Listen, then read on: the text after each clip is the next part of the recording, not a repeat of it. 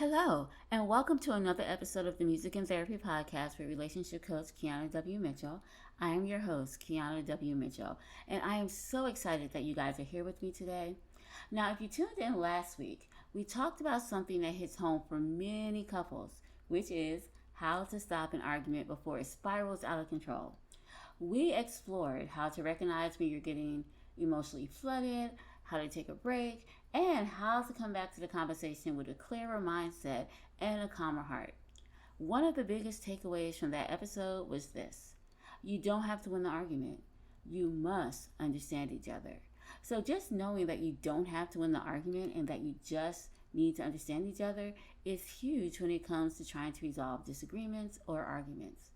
Now, if you would like to find out more information about how you can stop an argument before it starts, then click the link in the show notes to listen to the full episode of the podcast, or you can listen to last week's episode of the podcast wherever you listen to podcasts.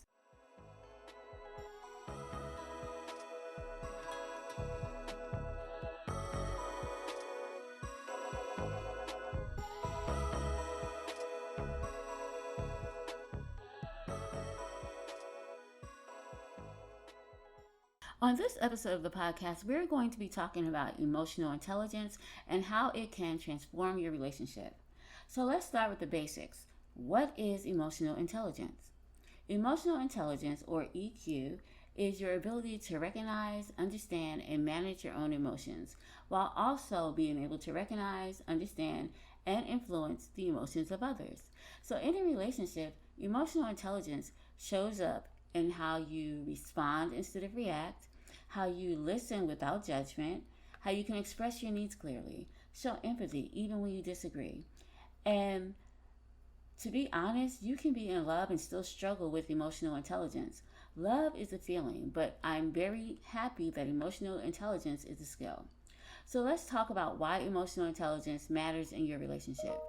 When you and your partner both have emotional intelligence, you're more likely to resolve conflicts without yelling or shutting down, or feel emotionally safe with each other. You might be able to communicate your needs without guilt or blame and support each other through other stress and change.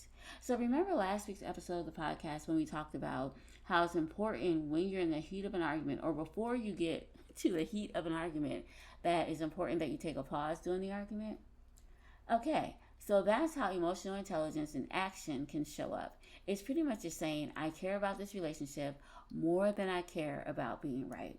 And this is important because you and I both know we have all had those arguments or disagreements with our spouse where at first maybe we were interested in their feelings, but then it got to a point like, I'm right, you're wrong, you're going to see why I'm right. And we all have done that. So if you have done that, don't feel bad. You're not a bad person. You're just human, and we all do that. And that's why it's important to have emotional intelligence, because we'll be able to recognize, you know what? Hey, maybe I'm trying to be right instead of listening to what he's saying or she's saying. Or maybe I'm trying to prove a point instead of listening and understanding where they're coming from. So that's an important way emotional intelligence can show up in your marriage or your relationships. Emotional intelligence is not something most of us are born with. Now, there are those people who are very emotionally intelligent, from the time they were babies. They probably cared, listened, understood. But a lot of us are not like that. And the reason a lot of us are not like that is because emotional intelligence is something we learn daily by what we see, what we hear. So if you have had parents or you've had relationships that were modeled for you, that emotional intelligence was not there, or there wasn't any emotional intelligence in those relationships, then it's going to be difficult for you as a person to know all of a sudden, hey, this is what I need to do. This is what I probably should say. This is what I need to be looking out for. Oh, it's about how the other person feels and being able to put myself in their footsteps without compromising my beliefs or values. So if you haven't had that model for you, or you're unaware that this even exists, then you're just taught, okay, right or wrong. If I agree, I'm right. If I'm wrong, if they're wrong, I disagree. So we have that kind of mindset. And if we were taught that it's about winning in relationships and not so much compromising and working together and hearing what the other person has to say, it's not surprising that a lot of us don't have emotional intelligence. It's not surprising that a lot of us don't even know what emotional intelligence is or even where to begin to get it. So just the fact that we are here today and we're talking about emotional intelligence, I feel is huge because this is not something that's discussed a lot. And the fact that we're talking about it is going to make you more aware of where you may excel in emotional intelligence or where you may lack emotional intelligence. So if you find yourself lacking emotional intelligence, don't feel bad, don't freak out, don't get scared. It is okay, all right? Emotional intelligence is something that can be built. It's a skill that you can learn. So if you don't have it, you can definitely learn it. And it doesn't matter your age or how long you've been married or how long you've been dating. No matter how old you are or how long you've been in a relationship, you can still learn emotional intelligence and then use that to make your relationship better. So here are a few things that you can do to get you started building your emotional intelligence. The first thing is practice self-awareness. Ask yourself, what am I feeling right now? Then ask yourself, why? Then ask yourself, what do I need? Because if you are aware of what you're feeling right now, why you're feeling that way, and what you need, then it makes it easier to articulate, hey, I'm feeling this way. I'm feeling this way because this is what I need. And explain to someone what you need. I've noticed a lot of times when it comes to relationships, we don't exactly know what we need. We don't exactly know what we're feeling. We just go with the very first emotion we get, whether it's anger or frustration or with sadness or happiness. Like, we don't know why we're feeling these things. So it's important to get in contact with yourself. Have some self-awareness to know why you're feeling this way, and what you need in this moment and in this space to make you feel better or make you feel safe or secure or loved or whatever it is you need. Number 2, learn to self-regulate. So this is difficult, and I'll say this is something I've had to learn, because self-regulating just means when you feel triggered, you pause, you breathe, you respond with intention and not impulse. And oh goodness, I have to tell you guys, it seems easy, but if you guys are like me, you know that self-regulation can definitely be difficult. And it's not because it's something we can't do. Oh, we can. But a lot of us, when we feel triggered, myself included, let me give you an example. So when I used to feel triggered, one of the things I used to do is just tell people off. So if life could be going well, someone said something that triggered me, I told them off. And I told them off because first, I didn't really know what I was feeling. I didn't know why I was feeling that way or what I needed. I just knew that I felt insulted, they made me upset, so I'm going to tell you off. And I told people off mostly because I wanted them to leave me alone. So I felt, okay, so if I insult you and I say mean things to you, you're going to leave me alone and I won't have to deal with you. But is that a mature way to handle things? No, it's not. Is that an emotionally mature way to deal with relationships of any type, to be honest? Work relationships, social relationships, personal relationships, any type of relationships. This is not a good way to deal with them. So when you learn why you feel triggered and you're able to pause and then breathe and respond with intention and not impulse, you can get a lot of things accomplished, and you can stop yourself before you say or do something that you're going to eventually regret. One of the things I've learned about self-regulation is that it takes a type of awareness, okay? So first you need to be aware of what your triggers are, and you also need to be aware of how you respond in an unhealthy way. And when I say this, it just means, okay, so I know for me, people can say, how can I put it? Okay, so if you can think about it like this.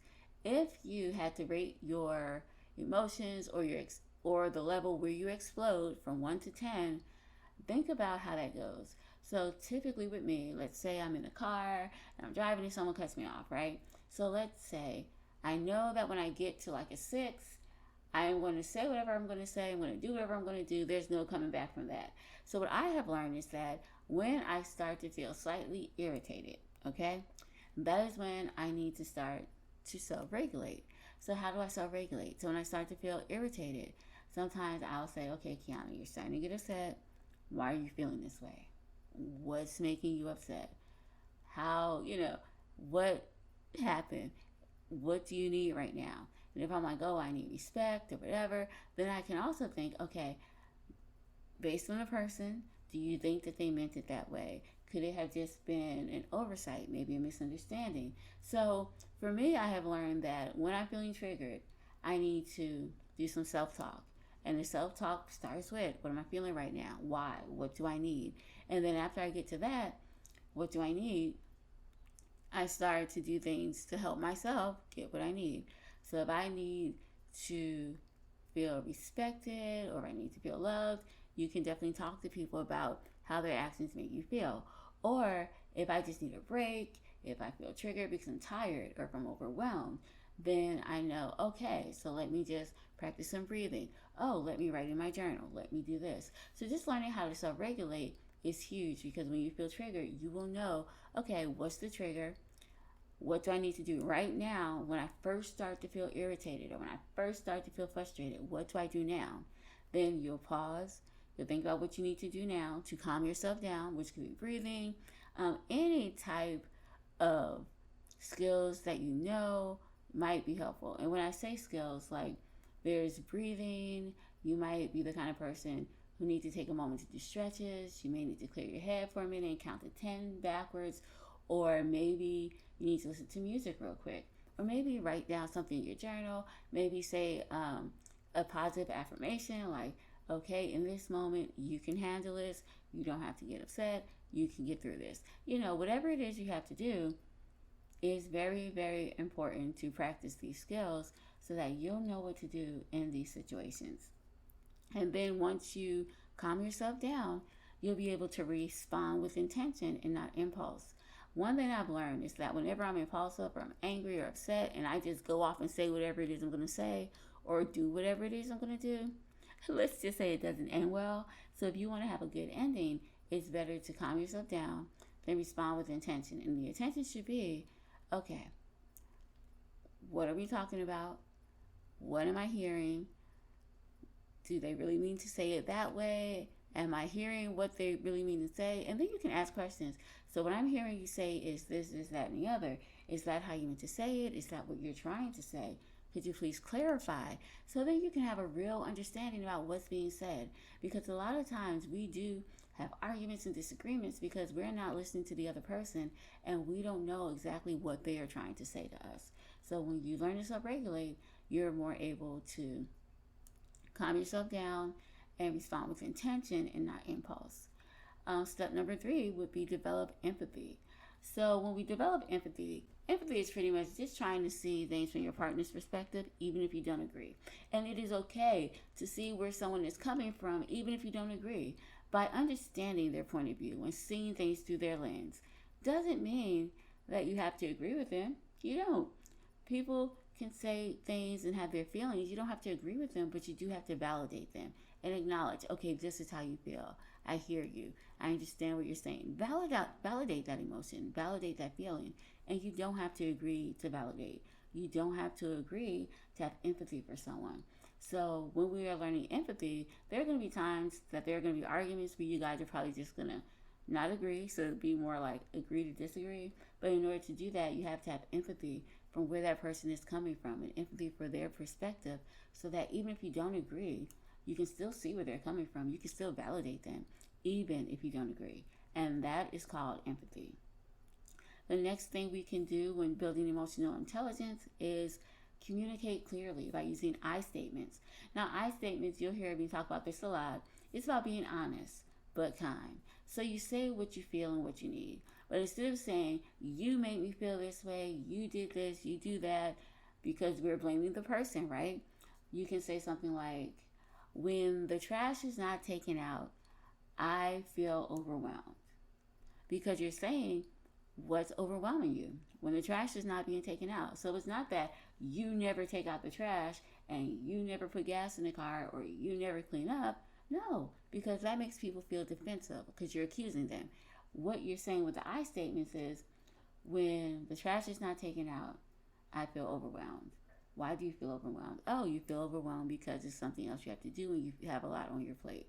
Okay, so you're not blaming the person. You're just telling them when this isn't done, this is how I feel. Putting gas in the car. Maybe instead of saying you never put gas in the car, you may say, when there's no gas in the car, I feel anxious because I'm afraid that I'm going to run out of gas before I get to work, or something like that. So using I statements is something that's very important. And maybe I'll do a Facebook Live one day about how to use I statements, and we can go through this in more detail. But when you use I statements, it's important to be honest, but be kind, because we want to make people feel like they are safe to express their needs and safe to talk. And if you make the atmosphere safe, it's important to be honest but kind with people, especially your spouse or your boyfriend or girlfriend. It's important to say what you feel and what you need, but do it in a kind way and let them know you're not blaming them. That's why you use the I statements, which let them know when such and such happens, this is how I feel. So communicate clearly. Finally, it's important to reflect and repair. So I'm not going to say you're never going to have an argument or a disagreement, because that's not true. You will, and I'm not going to tell you a lie. So you guys are going to have arguments. You're going to have disagreements. But you know what? That's okay. After a disagreement, it's important to check in. What worked? What didn't work? What can we do better next time? And I know you're probably like, who does that?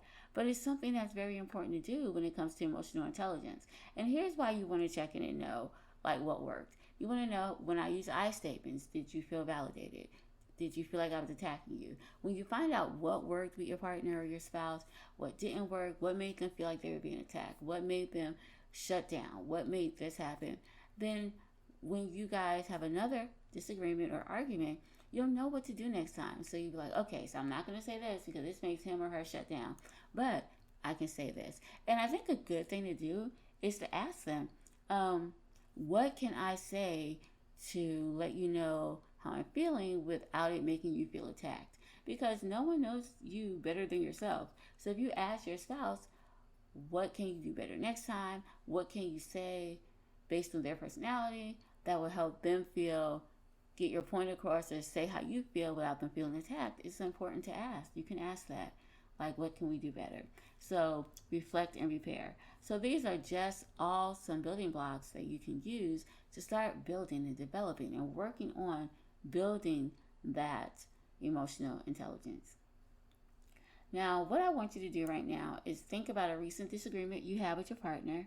Now, how might that moment have gone differently if you had paused or checked in with your emotions or theirs? Emotional intelligence doesn't mean you'll never argue. It means you'll argue better with more grace and more love. And if you feel that you are not doing a good job with this, it is okay. Like I said, it's a skill. It's something that you can learn, and you don't have to. It's not something that is going to be built, but it's something that is learned. So just know that as long as you are alive, as long as there's life, as long as there's another day, as long as there's another moment, these are some things you can learn. And what you can do, instead of feeling like, oh my goodness, there's so much to learn, you can take one step at a time. Remember, we said it's practice self-awareness, learning to self-regulate, developing empathy, communicate clearly, and reflect and repair. So those are 5 things when it comes to building your IQ or your EQ one step at a time, right? So when building your emotional intelligence, instead of trying to do all of these things at once, that might be daunting, right? So what I would suggest is maybe, and since this is such a huge thing and it requires a lot about changing your perspective and how you do things, I would say give yourself 2 weeks to a month to practice each thing, because it's going to take a minute, especially if you have not been doing this. It's going to take some time. So I would suggest take a whole month where you just practice self-awareness, asking yourself, why am I feeling this way? So you can get in tune with yourself. The next month, you learn how to self-regulate, right? So you'll know why you're feeling this way, how you feel right now, why, and what you need to do. Then the next month, learn to self-regulate. So then you'll learn, okay, when I feel triggered, this is what I should do. This is how I can soothe myself. This is what I can do to calm down. Then the next month, you can work on empathy. The next month, you can work on communicating clearly. The next month, you can reflect and repair. So these are things I would suggest, if it's something you haven't been doing, do it in months. Don't say, oh, 1 week, next week, because that's going to be too much. Like, these are things that you need to practice for 30 days. Make it a habit before you move on to the next thing. And if you mess up one day, it's perfectly fine. Just go ahead and continue to do it, because you are going to get this. If you practice it, and if it is something you want to do, you will definitely get this done. So the song that we're going to listen to this week is called Hope You're Having a Good Day. And it is by our artist of the week, Emery Rose. And it's a song about a couple who is going through a difficult time while working on communication. It's a wonderful reminder that vulnerability and honesty are powerful tools to have when it comes to emotional intelligence and in love. So here's the song, Hope You're Having a Good Day. It was late in the evening, he stood there, acting like he didn't care. A long day, a hard day, full of failures and despair. He didn't want to go home that night because he had just been let go by his boss. He cleared out his desk so he could leave, found a letter from his wife he forgot to read. Hope you're having a good day, whether you're winning or losing. I love you, no matter what, we're gonna make it through. Hope you're having a good day, whether you're winning or losing. I love you, no matter what, we're gonna make it through.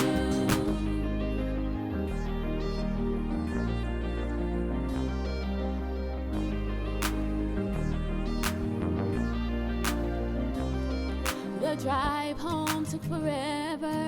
He wasn't sure what she'd say. He didn't know how to tell her that he lost his job that day. He didn't want to go home that night because he had just been let go by his boss. She held him while the tears fell down.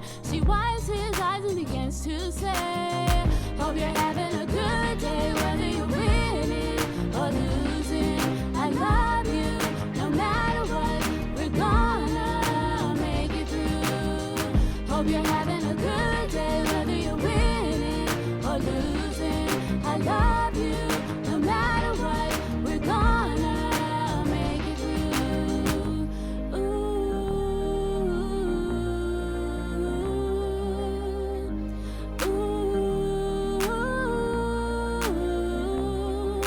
Many years have come and gone, but one thing has never changed. His love for her has gotten strong. He loves her more with each passing day.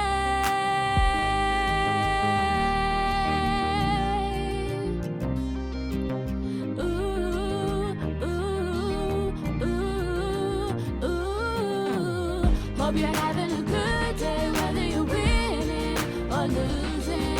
I love you, no matter what, we're gonna make it through. Hope you're having a good day, whether you're winning or losing. I love you, no matter what, we're gonna make it through. Hope you're having a good day, whether you're winning or losing. I love you, no matter what, we're gonna make it through.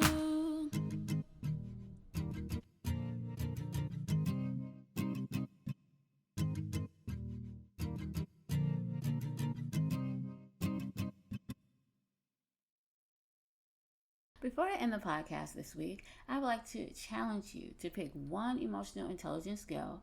Maybe it's pausing before reacting or practicing empathy. And I want you to use it intentionally in your relationship this week. Then journal about it, how it made you feel, and what you noticed and how it affected your relationship. Thank you so much for joining me today on the Music and Therapy Podcast with yours truly, Keana W. Mitchell. And if this episode resonated with you, I encourage you to share it with a friend or leave a review. It helps more people find the show, and it helps other people to learn more about love, relationships, and, as we talked about today, emotional intelligence. Until next time, have a wonderful day and an awesome weekend. Bye-bye.